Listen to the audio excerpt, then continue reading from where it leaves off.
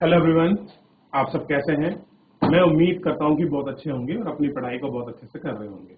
मैं Akash Kumar वड़ाना ICT virtual classroom में आपका बहुत बहुत स्वागत करता हूं मेरे प्यारे बच्चों। जैसा आपको पता है कि हमारी 8th क्लास है और 8th क्लास में हम लोग देख रहे थे कानून की समझ। हम उसके प्रश्न उत्तरों को कर रहे थे। क्लियर है। जैसा कि कल हम लोगों ने सबसे पहले इस प्रश्न को पढ़ा और इसका एग्जाम्पल हम लोगों ने छोड़ दिया था कि समय कम था। आज मैं इसको बताऊंगा कि कानून का शासन पद से आप क्या समझते हैं। अपने शब्दों में लिखिए और अपने जवाब देते हुए कानून के उल्लंघन का कोई वास्तविक या काल्पनिक उदाहरण दीजिए। बताइए, क्या कोई है बच्चा जो इसका आंसर बताएगा इस प्रश्न का? कोई भी बच्चा किसी भी स्कूल से? चलिए, आप एक बार प्रश्न पढ़ लीजिए, फिर हम लोग बढ़ते हैं आंसर की तरफ। क्लियर है? तो ये आपको ध्यान देना है।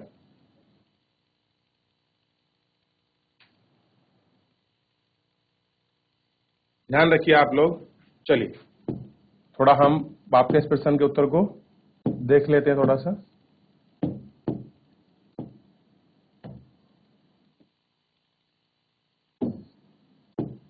देखिए,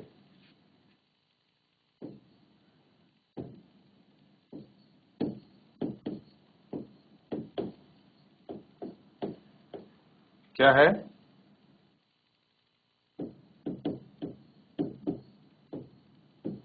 सभी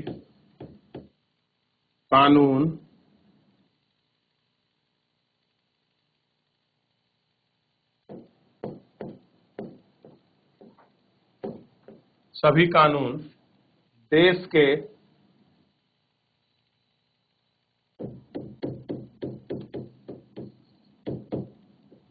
नागरिकों पर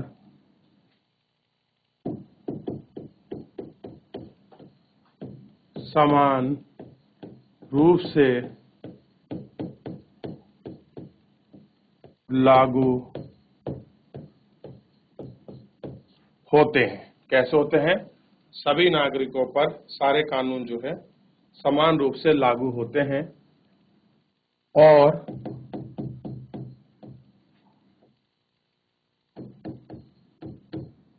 कानून से ऊपर कोई नहीं है। क्या है?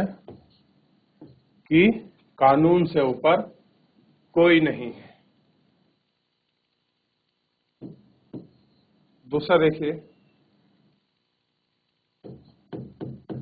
जाति, धर्म, लिंग या जन्म स्थान के आधार पर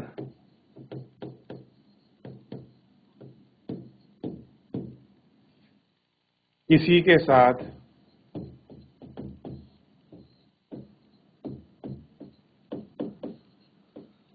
कोई भेदभाव नहीं कर सकता।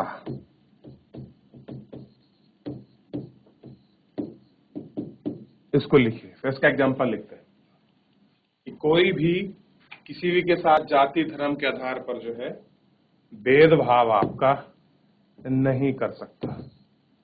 ये थोड़ा सा आपको ध्यान रखना है।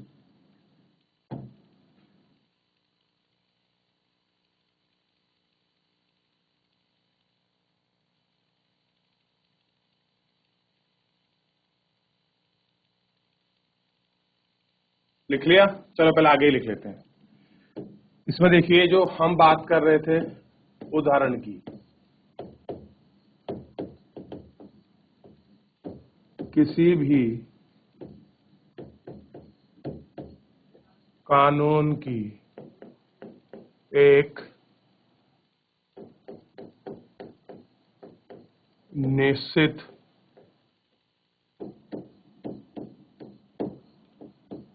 सजा है। क्या कह रहे हैं? किसी भी कानून की एक क्या है आपका निश्चित सजा है।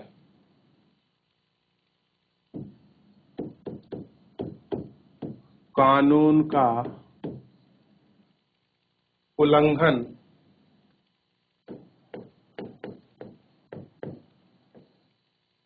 क्या कह रहे हैं? कानून का उल्लंघन।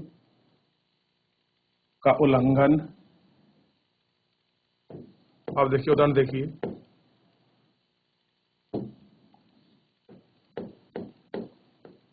यदि कोई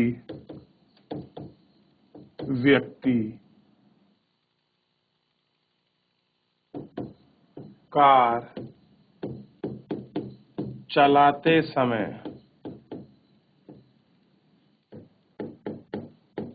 लाल बत्ती को पार कर देता है, क्या है? लाल बत्ती को अगर पार कर देता है तो यह यातायात के नियमों का क्या है? उल्लंघन है।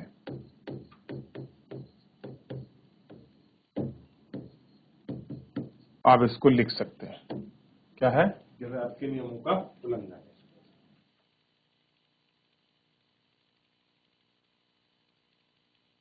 पहले इनको नोट करिए, फिर हम लोग आगे बढ़ेंगे। लिखिए, आराम से लिखेंगे हम इन्हें, कोई इश्यू नहीं है, आप आराम से लिखते रहिए।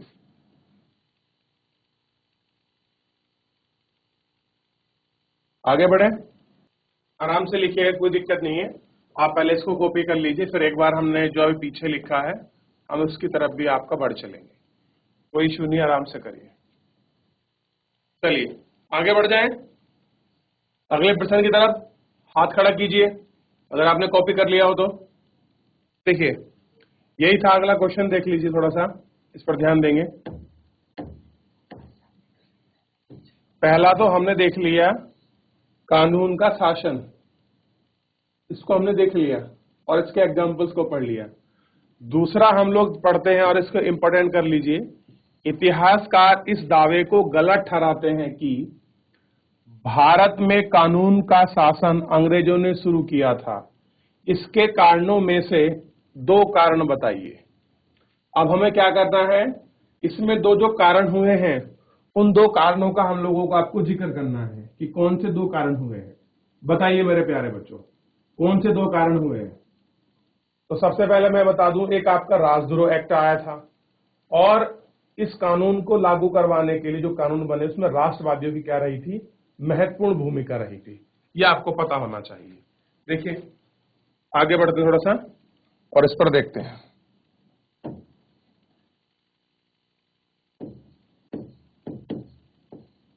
ठीक, इसको ध्यान दीजिए आप।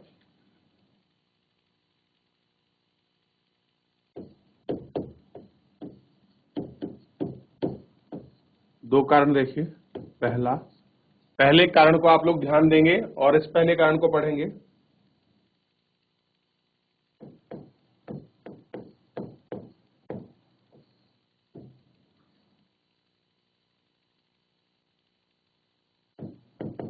ब्रिटिश सरकार ने तो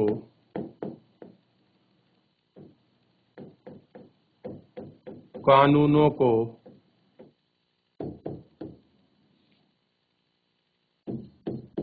मन माने ढंग से लागू किया। क्या किया? मन माने ढंग से लागू किया।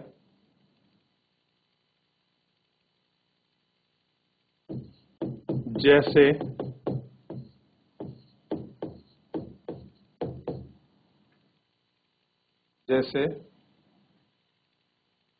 राजद्रोह एक्ट।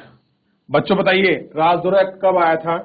मैं कल आपको पढ़ा रहा था, तो राजद्रोह एक्ट आया था 1870 में।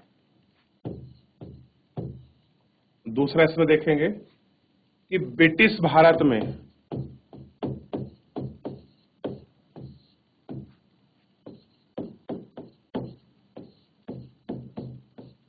क्या है, ब्रिटिश भारत में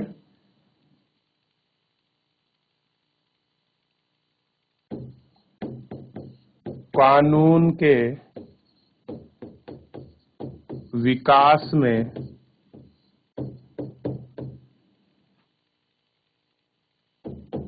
भारतीय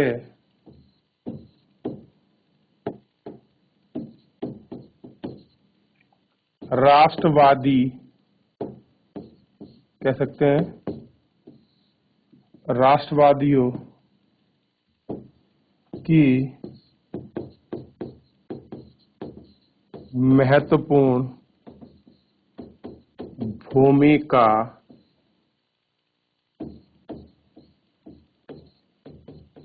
रही है। क्या रही है? महत्वपूर्ण भूमिका रही है।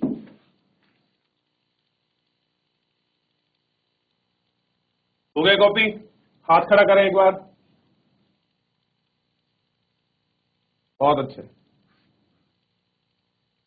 अब देखिए, अब तीसरे क्वेश्चन पर ध्यान दीजिए। घरेलू हिंसा पर नया कानून किस तरह बनाया गया?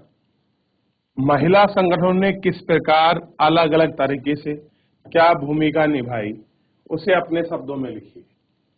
अब देखिए, सिंपल कह रहे हैं, जो घरेलू हिंसा उत्पीड़न जो कानून बना है, उसमें सबसे पहले तो हमने जो महिला समूह संगठन थे, जो आपके महिलाओं के लिए जो कुछ ऐसे संगठन काम कर रहे थे, हमें सबसे पहले उनकी प्रक्रियाओं के और उनके तरीकों के बारे में लिखना है। और ये भी अपने शब्द हैं, अपने शब्दों में क्या है, इसको लिखना है और इसको अपने शब्दों में समझना है। देखिए, लिखते हैं।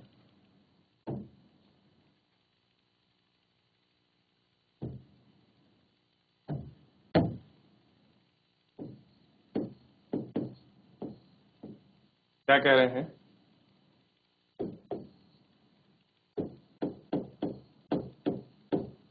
महिला संगठनों ने, क्या है, महिला संगठनों ने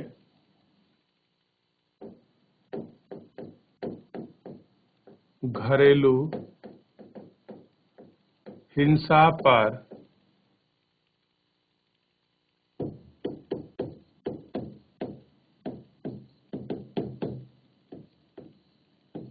महिलाओं के, क्या कह सकते हैं, महिलाओं की समस्या सुनी। क्या कह रहे हैं कि जो महिला संगठन समूह थे, उन्हें क्या किया, महिलाओं की जो समस्या थी सुनी है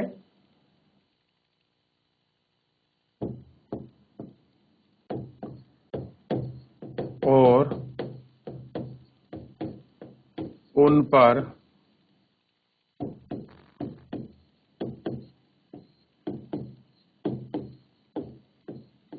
विचार किया। सबसे पहले देखिए, दूसरे पॉइंट पर बढ़ेंगे।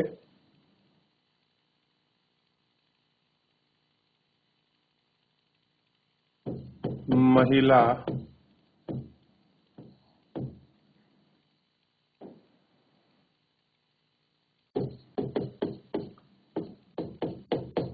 संगठनों ने जन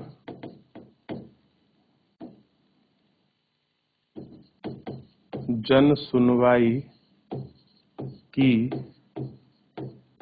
तथा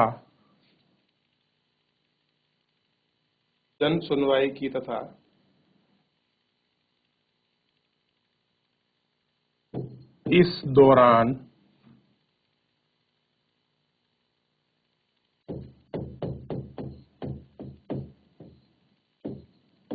घरेलू हिंसा के मामलों को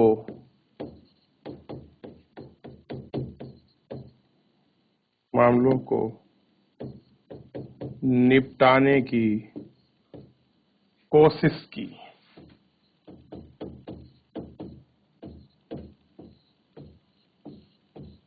क्या है? कोशिश की।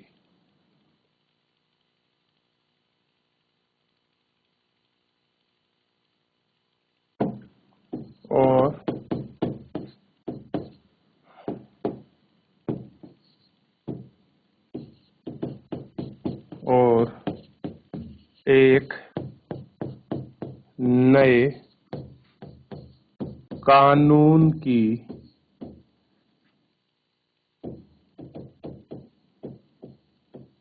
आवश्यकता को महसूस किया।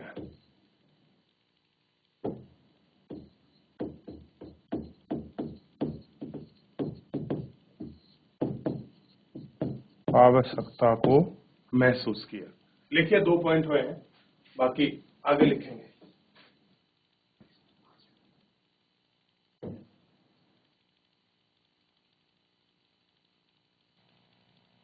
हो गया कॉपी? आगे बढ़ते हैं।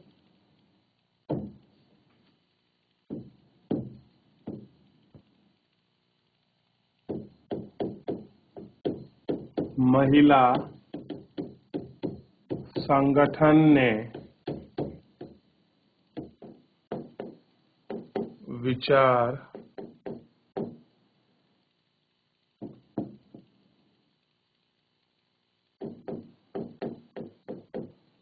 विमर्श के लिए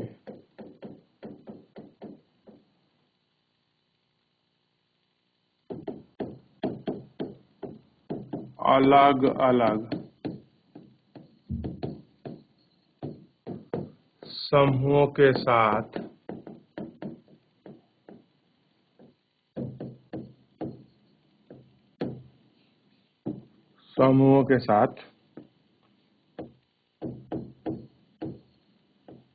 बैठक की तथा इस पर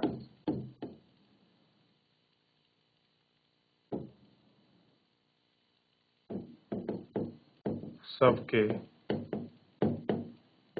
विचार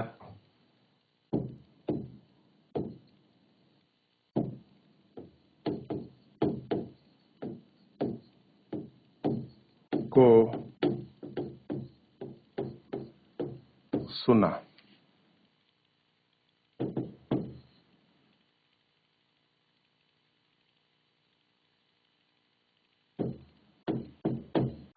घरेलू हिंसा से निपटने के लिए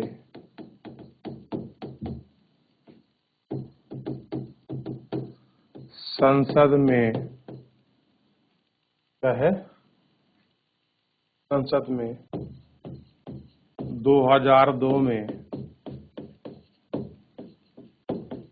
विधेयक पेश किया गया, जिसे पारित कर दिया गया। इसमें थोड़ा ध्यान रखना, जो ये विधेयक आया था 2002, आपका हिंसा से आपका निपटने संसद में जो आपका विधेयक पेश किया गया था, जिसे पारित कर दिया गया, परंतु ध्यान रखना, महिला जो संगठन थे, संगठनों ने इसे नामंजूर कर दिया। नामंजूर कर दिया तथा संसद की स्थायी समिति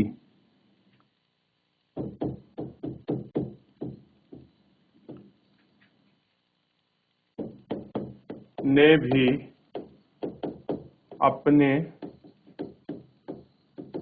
सुझाव दिए।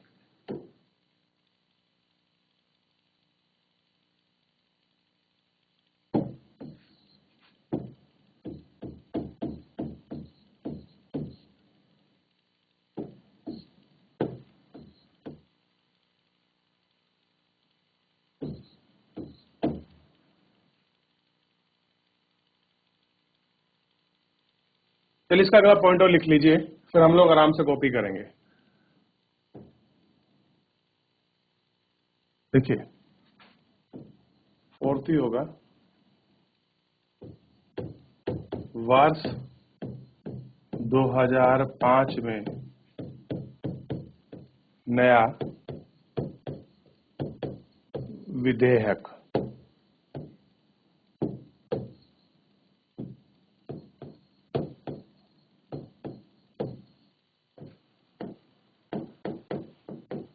पारित किया गया। नया विधेयक क्या हो गया? पारित कर दिया गया और संसद ने 2006 में इसे मंजूर कर लिया। क्या है? इसे मंजूर कर लिया।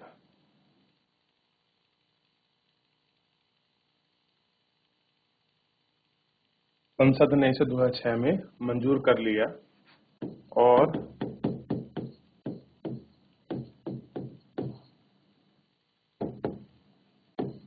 घरेलू हिंसा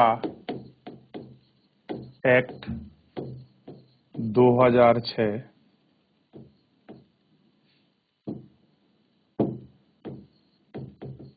कानून बनकर लागू हुआ। यानी कि अब 2006 में जो है घरेलू हिंसा एक्ट आपका पारित हो गया, तो कानून बन गया। हो गया बच्चों?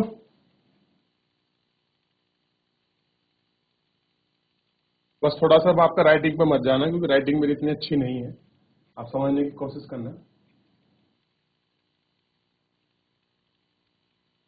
चलिए एक बार वापस हम लोग आपका देख लेते हैं। देखिए एक प्रश्न काफी बड़ा था, तो महिला संगठनों ने घरेलू हिंसा पर महिलाओं की समस्याओं को सुना और उन पर विचार किया। दूसरा पॉइंट है, महिला संगठनों ने जन सुनवाई की तथा इस दौरान घरेलू हिंसा के मामलों को निपटाने की कोशिश की और एक नए कानून की भी आवश्यकता महसूस की। महिला संगठनों ने विचार विमर्श के लिए अलग अलग समूह के साथ बैठक की और सबके विचार को सुना। चौथा पॉइंट है, घरेलू हिंसा के से आपका निपटने के लिए संसद ने 2002 में विधेयक पेश किया गया, परंतु इसे आपका महिला संगठनों ने इसे स्वीकार नहीं किया। तो इसलिए क्या करा, संसद में आपकी स्थायी समिति भी बनाई गई और उसने भी अपने सुझाव दिए। देखिए जब भी कोई कानून बनता है तो उसके लिए आपका परमानेंट आपकी कमेटी बनती है, संसद एक कमेटी करती है कि क्या वाकई में इस कानून की हमको आवश्यकता है कि नहीं। इस पर वो लोग आपका विचार करते हैं और विचार करने के दौरान हम लोग देखते हैं कि हमको किन किन चीजों पर आपका कानून बनाना है। तो इस तरह से स्थायी समिति को रखा गया। वर्ष 2005 में नए विधेयक पारित किया गया और 2006 में इसको मंजूरी मिलने के बाद घरेलू हिंसा एक्ट 2006 कानून बनकर आपका लागू हुआ। तो मेरे प्यारे बच्चों, फिलहाल आज के लिए इतना ही, क्योंकि समय समाप्त हो रहा है। मिलते हैं नेक्स्ट लेक्चर में और आपका नए आपके कुछ चैप्टर के साथ। चलिए, धन्यवाद मुझसे जुड़ने के लिए।